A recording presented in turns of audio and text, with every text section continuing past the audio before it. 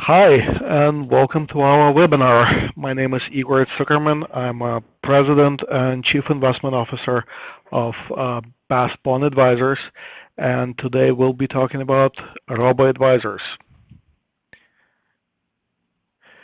So just to get a quick start, I'd like to say that this past decade has seen some enormous advances in technology in the financial industry.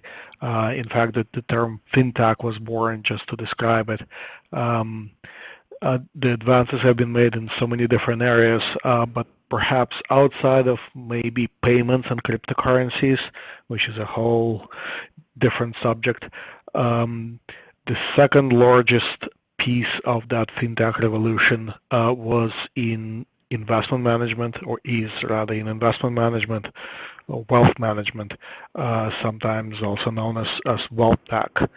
So the slide you're looking at right now has a diagram from a company called CB Insights, which specializes in startups, and it gives you a pretty holistic picture of what's been going on in this area. They break it down into several subsegments of wealth tech. You can see on the bottom things like investing tools and digital brokerage, and you probably recognize some of the names. Companies like StockTwits and Robinhood. But the top of that chart is dominated by companies in the Robo-Advisor area. Quite a few of them.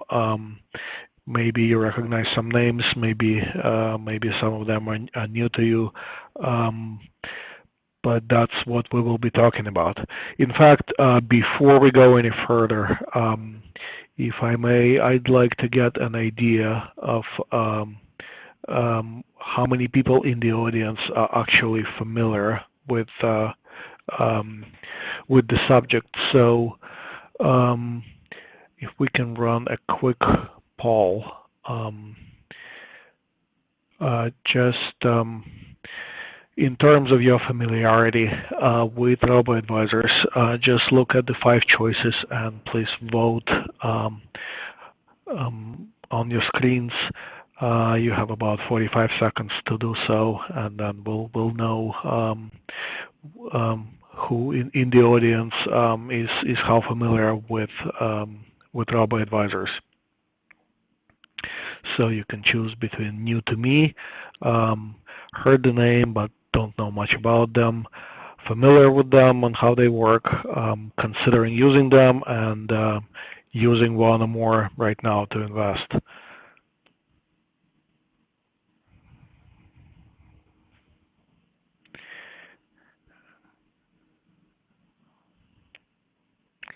All right, just 10 seconds left. Please make your vote.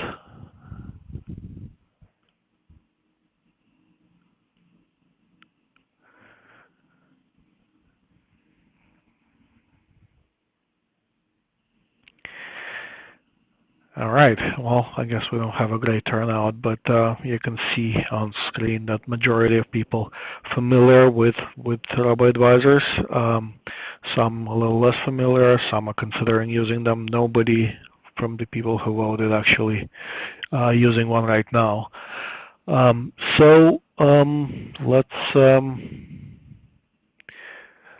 go forward. Let's start talking about them. What are Robo-Advisors? I have a math background, so I like to start with definitions. So what is the definition of the term? You could probably find a few slightly different ones out there on the web, but the main idea is that a Robo-Advisor is a digital platform. It provides an automated portfolio management with little or no human interaction or supervision. And that's a kind of a broad definition of it, but it really gets to the point. So the idea is to essentially, for the most part, replace the human portion of it, at least in terms of interaction and making investment decisions, which may be controversial, and we'll talk about that later, but the idea is to use technology as much as possible. So how does it work in layman's terms? Basically, it collects information from the client about their financial situation, about their goals, about their risk tolerance, time horizon, and things of that nature. Through typically an online survey, which quantifies it or allows people to select one of the pre-programmed answers, so essentially a multiple choice. And then this data is being used to offer advice and or sometimes automatically invest client assets, as well as potentially offer other financial services. So that's what the Robo-Advisor really is. And if you look at the brief history of the Robo-Advisor, this is the timeline. The first one, Betterment, was formed in the dark days of 2008, launched in 2010, and you can see some of the more prominent names of the companies in the industry on this timeline when they actually launched, and it goes all the way into 2017. You could probably see that towards the last couple of years, some of the more familiar names, even if you're not familiar with some of the robo names, you're probably familiar with companies like Fidelity and TD Ameritrade and E-Trade and Merrill Edge. Well, Merrill Lynch, actually. Edge is the name of their platform. So much bigger institutions are getting into this game now. And this is obviously just a sample of the some of the bigger names in the space. Today, by some estimations, there is over 200 companies in the US alone that would fit under the definition of Robo-Advisor, and this number is growing, and obviously there is a lot more international companies. And in terms of assets under management, you can see on the graph below, so this is according to ADV filings, the filings of each companies, as of August 2017, so that's pretty recent.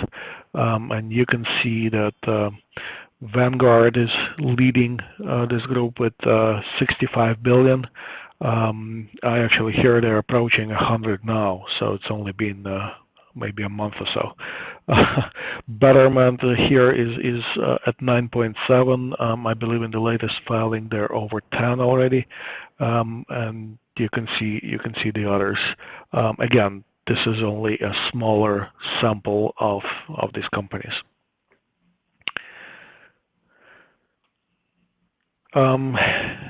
And in terms of the total numbers, it's been growing pretty exponentially. So the assets under management, I believe it took Betterment, the first company, a year to get to the first 10 million under management.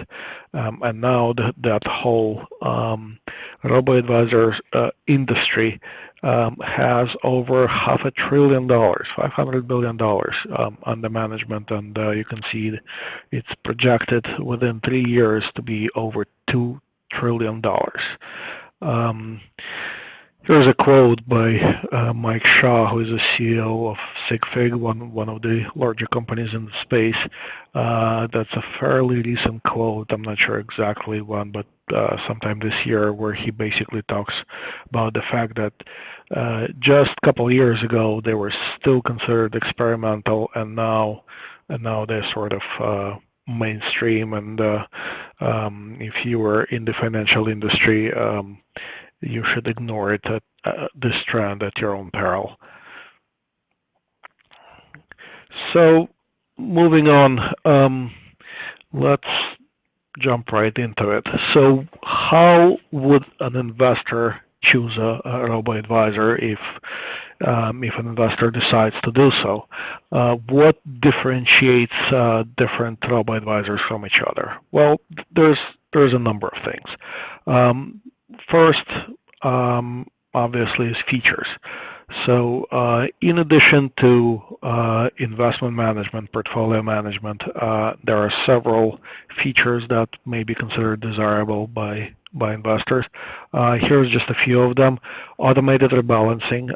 Essentially, once your portfolio is designed, after a period of time, the weights in your portfolio will probably drift a little bit away from the target. It might be a good idea to go back to it. Otherwise, after a while, your portfolio essentially doesn't reflect the original intent. Of course, the danger of doing this too often is transaction costs and possible tax consequences. But a regular rebalance, sometimes quarterly, maybe semi-annually, or annually, depending on your methodology, is usually advisable. Tax loss harvesting. So the idea here is that once you have some losses in your positions, closer to the end of the year, you may want to consider selling some of those losers to offset your tax bill on those gains that you hopefully have. And again, this can be automated, and it is automated for a number of robo-advisors. It doesn't always come free, but it's one of the features that many people consider desirable. And then, of course, there's a variety of various banking and personal finance features, such as, company like Aspiration, for example, allows you to have a high-yield savings account. And personal finance are things like some companies offer you access to loans, microloans. Sometimes it's additional investments in things even like private equity, and sometimes it's just financial calculators for things like mortgages and Social Security and so forth. And again, this is just a high-level features list. A number of these companies provide additional features that may or may not move the needle. But then also, in addition to that, there are specializations. So this is just an example of a few companies. Bloom is a company that specializes in 401k, specifically, not even just retirement accounts, but specifically in 401ks. Elvest is a company that was started by Sally Kravchuk, a former Wall Street executive, and that company specializes in investing for women.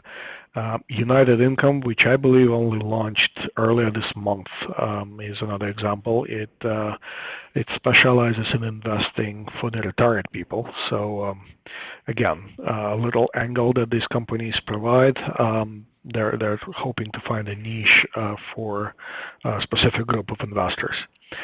The other differentiator, and that could be a big one, is low fees and minimums to have the account. Traditionally, the fees on Wall Street were rather high, usually above 1%, all in somewhere around 1.5%, and minimums were also high. To open an account in a place like Smith Barney or Merrill Lynch or UBS or Morgan Stanley, you would probably need to have at the very least $100,000, in some cases a lot more. For a lot of investors, it was not a viable option. So the low fees and low minimums is a big draw. And sometimes those minimums are essentially zero now, or very close to zero. And low fees also, in some cases, are essentially zero. However, as far as fees are concerned, there's something to be said about the fact that fees really incorporate a number of different portions. So here's a list of things to consider. There's a platform fee. That's essentially what you're paying the robo-advisor. Then there's the portfolio fees. That's essentially the fees in the underlying instruments that are being used for your investments, which are usually ETFs. Pretty much across the board, ETFs are being used specifically because they're liquid, they're tax efficient, and they have relatively low fees compared to other vehicles like mutual funds, for example.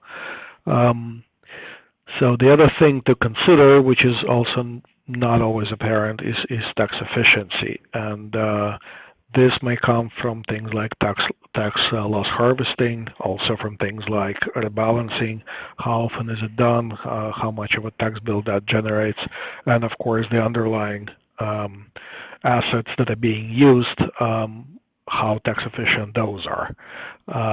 And obviously paying a larger tax bill may negate some of the benefits that normally you would have for even a higher, for even a lower fee. And then, of course, there's another thing that often is omitted, and that's idle cash. Typically, you would end up with some cash in your account that comes through either things like dividends or just because it's being held in there to for collecting fees, and there's a hidden opportunity cost for not investing that idle cash. And again, depending on how different companies handle that, that could be an additional effectively fee for your account. Probably not a big one. It's more in terms of your potential return being slightly lower, but it's still a cost to the investor. So other things, portfolio selection. That's actually a big one. We'll talk about it in the next few slides. Product offering, again, some companies have a larger product offering, things like alternative investments.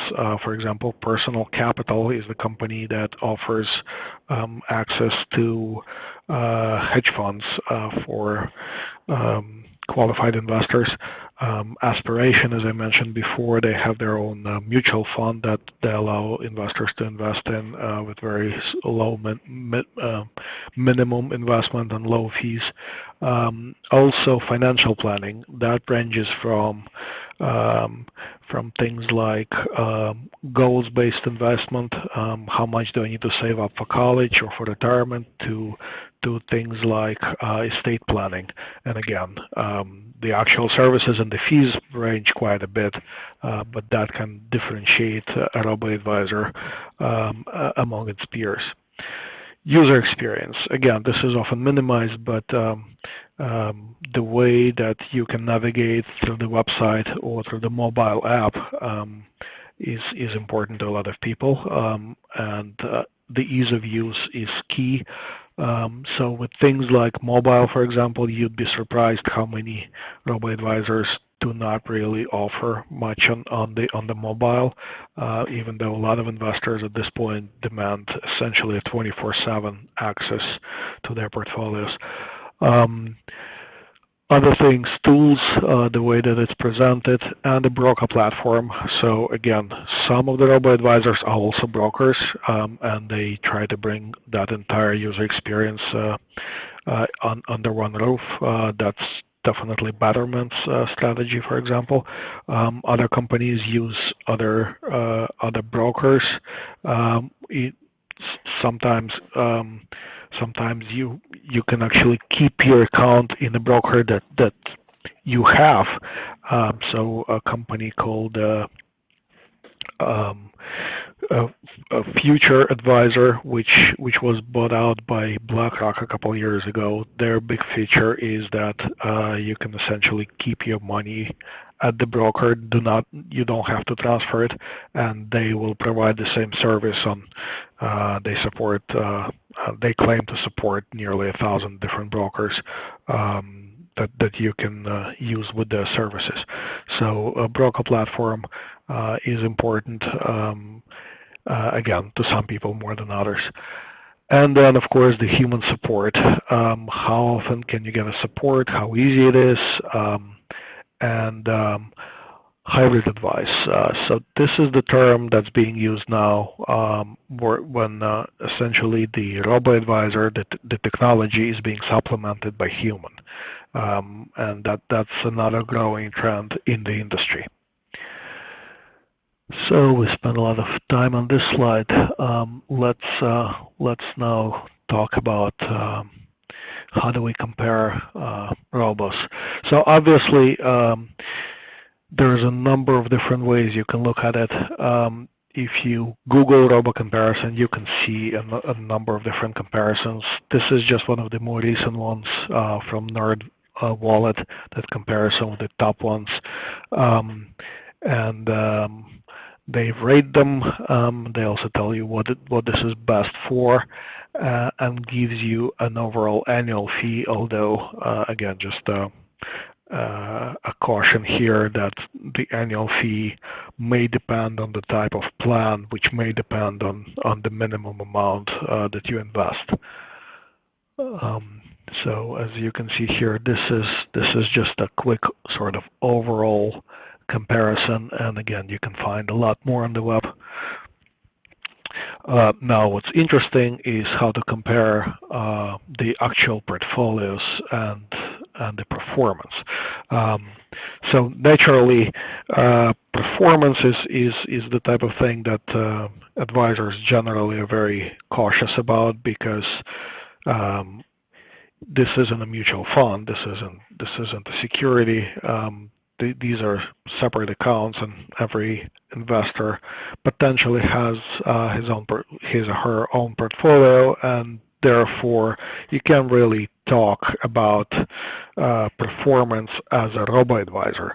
So this was published in Barron's in July of 2017. This was a research done by a company called Backend Benchmarking, and essentially what they've done is select top 16 robo-advisors, or at the time there were top 16 robo-advisors last year, and they put in the same amount of money into each one of those, answering all the questions essentially the same. And they just wanted to see how they would perform for a year. These are the portfolios that you got from well, this is Vanguard, Betterment, and Schwab. So this is, again, just for comparison purposes. You can take a look at what you got. All of these are ETFs. There's a different number of ETFs in each portfolio. Notice also that Vanguard uses its own ETFs, all Vanguard ETFs, and Schwab uses substantially about 75% of Schwab ETFs. And Betterment obviously does not issue ETFs, so they use a combination of different names, but again, a lot of Vanguard, as you can see in there. And now going on to the next slide. So this is the performance, and as you can see. Again, this is just for the type of portfolio that these guys selected, and they looked at the result for a year, so you can see year-to-date return and the one-year return, so you can get a general idea. So again, the actual portfolio selection is a proprietary algorithm for each one of these guys, and they advertise them to be based on modern portfolio theory, and so the process should be pretty similar, but as it has been highlighted by this research and some other research, the results still vary. So it's just for comparison purposes. For that particular portfolio, this was the result for all of these robos. Yes, the cautionary tale. So before we go any further, there is something to be said about the fact that any financial technology should be discussed in terms of its risks as well as its rewards. And quite frankly, this subject doesn't get brought up very often. So I will briefly just mention two specific things. Fiduciary rule, which basically says that Robo-Advisor is doing the best thing for the investor, which means it gets the risk tolerance correctly, and there's some research that suggests that maybe that's not the case, that some of the questions may be misleading to the investors, and they're not necessarily answering them in the right way, and that causes the allocation to be wrong. And also the investment suitability comes from that as well, so that may lead to investors potentially being exposed to the risks that are not suitable for their particular situation. And of course there's conflict of interest. Well, there could be multiple different ones, but you don't have to go very far. Just 2 slides back, you saw that Vanguard is using their own ETFs, and Schwab essentially using practically their own ETFs. So there could be a number of conflict of interests just in terms of the product being used. And then, of course, the other risk is ETF concentration. All of these guys are using the same ETFs, and they are supposed to be liquid. They are so they have a lot of assets under management, but they all have the same thing going for them. Essentially, none of these processes, none of these algorithms have seen a market downturn, a significant market downturn, let alone a crash. They were all created after 2009, and so they've been growing steadily, actually almost exponentially since then.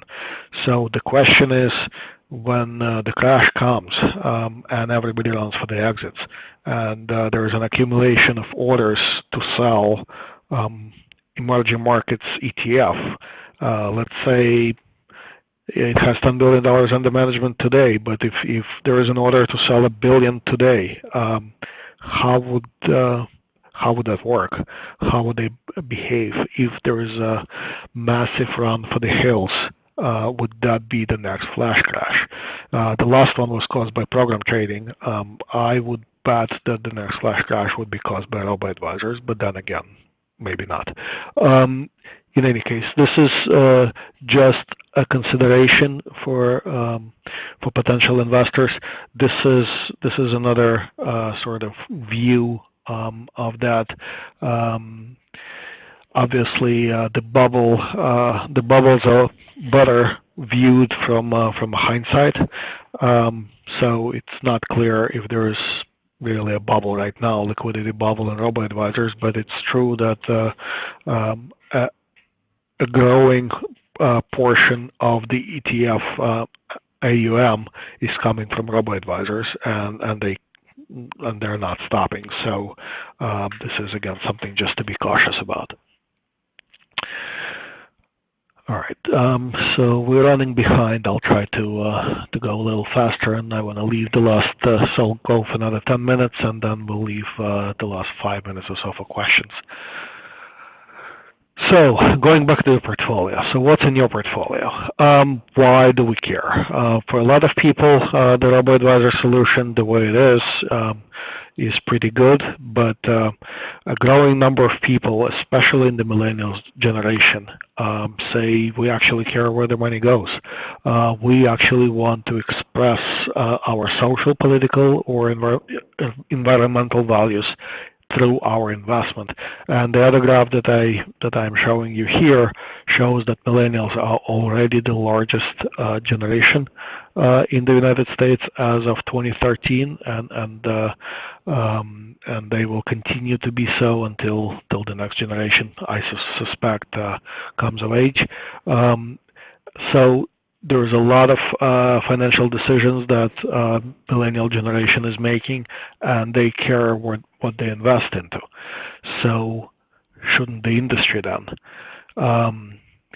a little primer on what impact investing is. So impact and socially responsible investing, and ESG, which stands for environment, social, and governance. These three terms are sometimes interchanged, but they actually have a specific definition, and you can see what that definition is here. And in fact, on this graph, it's pretty easy to see. So if you look all the way to the right, this is your mainstream investing, not taking into account anything on the impact. The socially responsible investing, essentially, as it says here, negative screen, which means take your existing universe of investments and strip out anything that is, well, for the lack of a better word, sinful industry. Things that are not socially responsible, things like alcohol, tobacco, gambling, weapons, adult entertainment, and a few other things. Then further to the left, that's the ESG. So that's a positive screen. Instead of just stripping out things that are not acceptable from a larger universe, you can do a positive screen. You can actually screen for companies that do something in the areas of improving environment, social aspects, or governance. And then as you go more to the left, you end up in a situation where basically it's philanthropy or charity. These are organizations that are involved in similar enterprises, except they're actually not producing any profit. And quite frankly, for many years, the ESG investing was often, even if profitable, was lacking or lagging, I should say, the returns of the mainstream investing. Not anymore. Things have changed. Solar power is now very much not only in vogue but profitable, and many other areas that used to be essentially on the charities. Now they're valid investment thesis.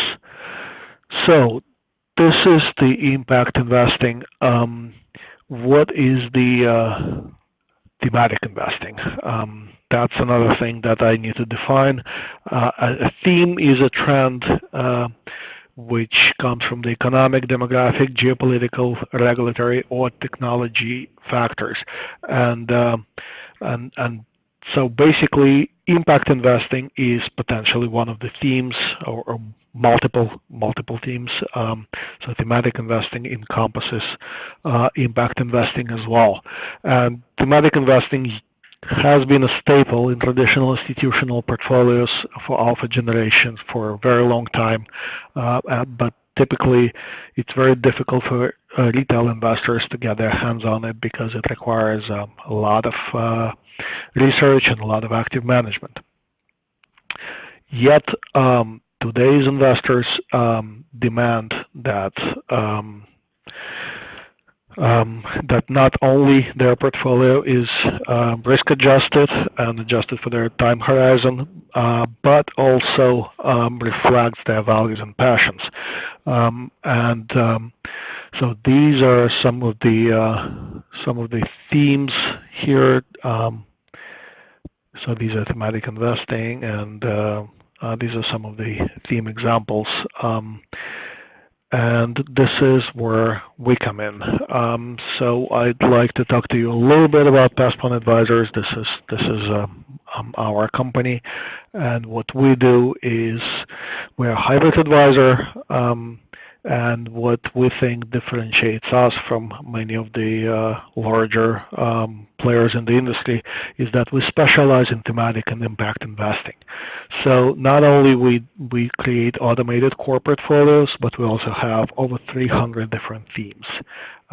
So our portfolios are automatically allocated, but professionally actively managed. Here is a quick explanation of the Motif investing platform. That's our broker. We're not a broker ourselves. We do not make money on commissions. And we are just a financial advisor, but We use the Motif investing platform that allows us to create these thematic portfolios where we can put up to 30 securities at a time and have fractional shares, which essentially eliminates the minimums for the account. This is what our portfolio allocation process looks like. Answer a few quick questions, select a couple of investment themes, and we'll create a portfolio for you, and you can actually look back on how you would have done on this up to 3 years and compare that to the market. So this is an example, these are some of the themes that we use. So as you can see, oncology. This is just clinical oncology. So a portfolio of companies that are doing cancer research that are in the clinical trial phase right now. iRobot, which is also very appropriate for today's conversation. Game of Drones. Pardon the pun, and future infrastructure, which is definitely within the impact investing realm. And again, these are 4 out of over 300 that we've created and we maintain and we invest our clients into. Finally, we have 3 pricing plans.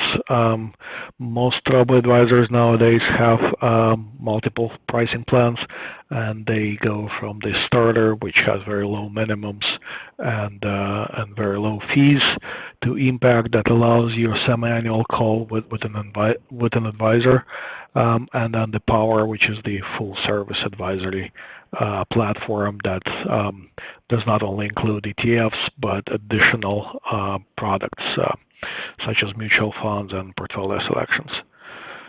Stock portfolio selections.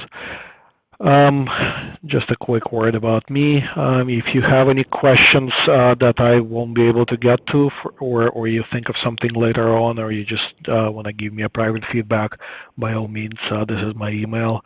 I'll be happy to hear from you. Again, I'm the President and Chief Investment Officer of Passpon Advisors. And in case you were curious, the name has to do with pass pawn in chess, which is it's a pawn that has a clear path to becoming queen. Essentially, it's a game changer, and this is what we named our company after.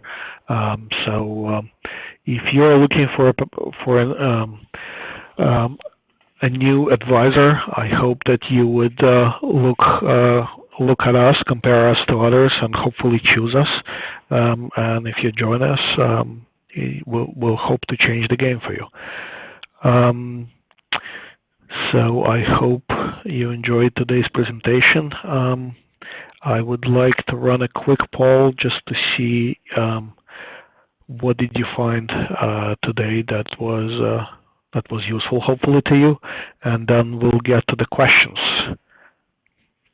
So the poll should be on your screen now, and no questions yet. Now would be a good time if you have any questions about robo-advisors, about portfolio construction, about thematic investing, impact investing, about us, any of those. One of the questions is, are the slides for today's presentation available? So the recording will be available here. As far as the slides, I'll double check with BrightTalk if I can post them. If not, feel free to email me and I'll email them back to you.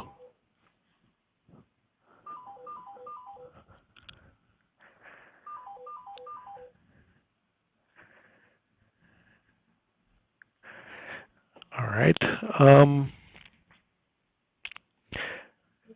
Any other questions?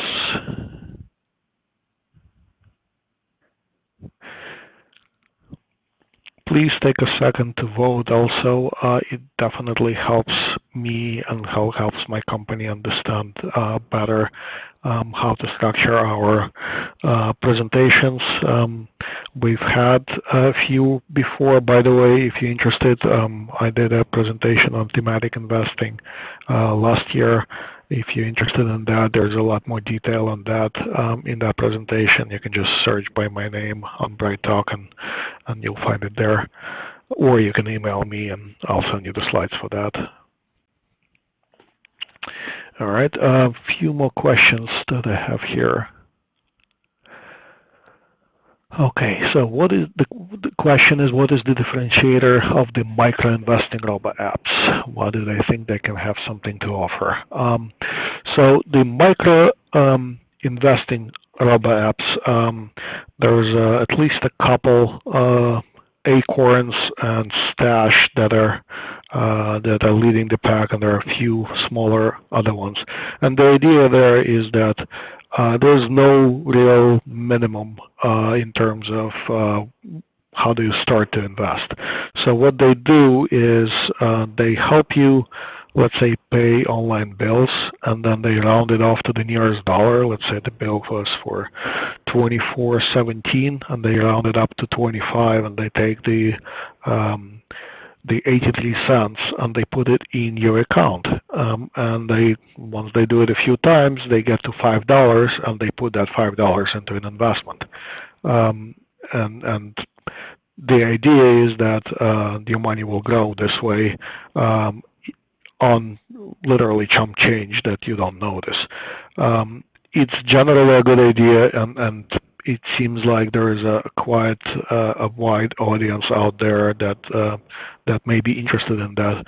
For a lot of people, it's important to invest, but they can't always make a conscious effort to deposit $1,000 to a brokerage account, or even $100 sometimes. So this way the amount gets accumulated at micro amounts, which is where the name comes from. It's a very different business model from the point of view of the company, because obviously they need to figure out how their transaction costs will work. They try to accumulate across multiple accounts, small amounts across multiple accounts to make it work, and obviously the economy of scale definitely applies there. So their value proposition is also a little different than many robo-advisors. In fact, I believe that Acorns just recently partnered with one of the robo-advisors. I can't remember which one, but I believe that's the idea was that before that you could just invest using that money. Now there is a robo-advisor that will actually direct your money. So slightly different service, but potentially can be combined with a robo-advisor. I hope that answers your question. If not, give me a shout.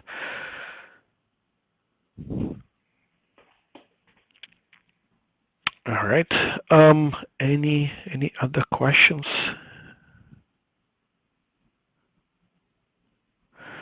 I'll wait another 30 seconds or so. Please vote or send me feedback.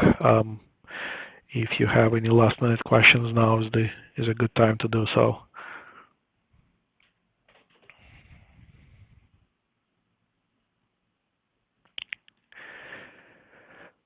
All right, so if there are no other questions, I'd like to thank you all for listening. I hope that it was useful. And again, if you have any other questions, any other feedback that you'd like to share with me privately, here on the screen is again my email, and feel free to use it.